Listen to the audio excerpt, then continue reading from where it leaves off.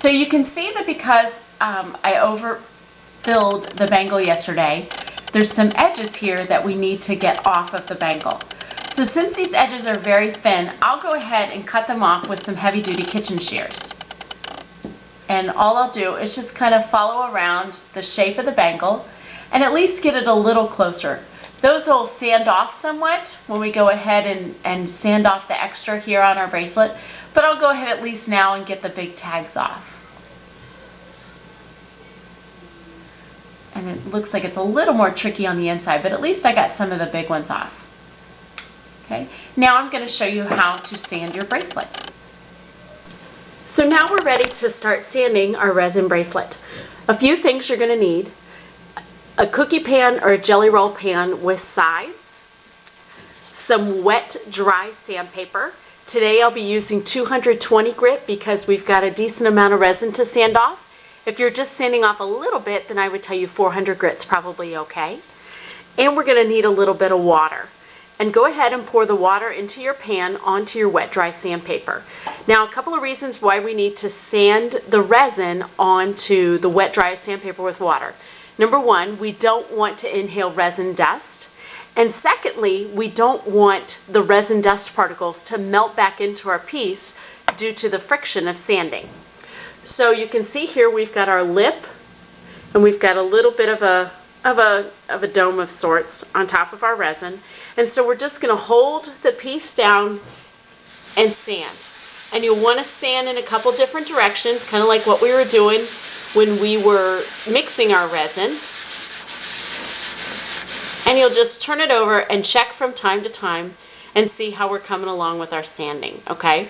So this is going to take a couple of minutes. So I'm going to sand, and I'll be back in a minute to show you what's going on. So you can see I've been sanding here for a couple of minutes, and you can see the edge is already starting to get a little flat. Some of those bubbles that we had yesterday that I didn't get popped in time, you can see here that we're sanding them out. And so the goal is by the time we're done sanding, actually we will have sanded those bubbles completely out of our piece. Okay, so I'm going to keep sanding. And when you sand, you'll want to go around in a circle, do your figure 8 pattern, kind of go back and forth. You want to make sure you're sanding evenly on all sides. So from time to time, just kind of turn your piece a little and sand that way as well. Okay.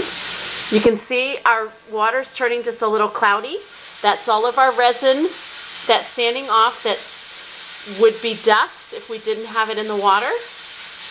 So obviously if you're going to use this cookie pan again sometime for cookies, you really won't want to use it for resin. Okay, we're making a little more progress. I'm going to keep sanding. I'll see you in a couple minutes. So we've been sanding for a few minutes, and you can see that I've gotten my edge down very flat, very nice. The bubbles are all gone, and I've got everything even.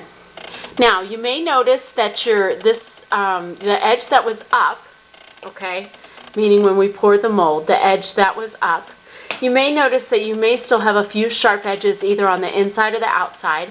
You can take your edge and just ever so gently go along on your sandpaper to take off any rough edges. And the same thing too for your inside. Take a corner, you can even tear a piece off if you want, and just kind of go along the inside just to make sure you get off all the rough edges. Obviously you don't want to hurt yourself putting your bracelet on.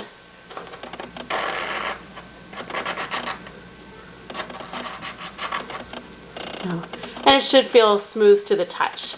Basically, you don't want to hurt yourself as you're putting on your bracelet.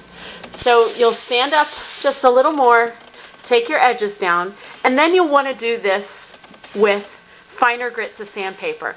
And it'll go much faster because now your edges are nice and even, and basically you're just trying to smooth it up. So you go all the way down to about a 1500 grit sandpaper. The sandpaper I'm using today, the 220 on down to about the 600, you can find at any major home improvement store. A 1500 or 2000 grit sandpaper, you're going to need to go to an auto parts store as it's used a lot of times in auto detailing. So I'll trade up my 220 grit sandpaper, and this is a 400 grit wet or dry sandpaper that I'm going to use. Same thing, you're going to want to put it down here in the water, make sure and get it wet, and then you're just going to sand it up the same way. All right, and make sure you go over your edges as well. If you use the harder grit on your sandpaper, or the harder grit on your bangle, is you want to make sure and remove any marks. And keep doing this all the way down until you've got a nice soft finish that you like. Okay, so here is our finished bracelet, or at least finished so far. It's got a nice matte finish to it. We've sanded it down so it's nice and flat. The edges feel good. There's nothing sharp that's going to poke or be uncomfortable in any way. You can see we've got some really interesting color blends here. You can see I didn't poke in any of these or swirl them in any way. They did them all on their own. But you can see how the green kind of came that way and the yellow worked its way around this way. So we get some really interesting colors. Something else to point out to you is you can see here that I did not mix my powder pigment in very well with my green. However, the little bit of settling out I think kind of adds a little charm to the bracelet, so it doesn't bother me a bit, but just at least a technique point I'll make you aware of. Now if you're wanting that really bright, shiny, crystal, knock you down with shine finish on your bracelet, you've got a couple different options. Option number one is you can put some crystal clear epoxy resin onto your bracelet. To do that, what I would recommend is using one of the Resin Obsession dry mats and one of our brushes from the Cups Brushes and Stir Stick set. You'll mix your resin and actually take your bracelet and put it on here and actually brush a thin layer of resin onto your bracelet. Now to do this, obviously you're going to have to do it in two different pours because you're going to want to put some here, put it on the inside, and actually a little bit's probably going to drop down onto your bracelet, so make sure you still have your wax paper underneath, but you're going to want to thicken, make sure and get a nice thick coat on it because gravity is going to want to make it drip. And then of course once that is cured, then you'll be able to flip it over to the other side and apply a nice coating on top. Now if you're looking for a different option, we do have a second option available. Option number two to get a nice shiny finish to your resin bangle bracelet is to use the Cast and Craft Resin Clear Gloss Finish Sealer Spray. And what's really nice about this is you can apply a coat, let it dry, flip it over, and apply another coat. And you can do it pretty easily. The other nice thing too is it's great for your projects where you've just got a little tiny bit of tackiness on top.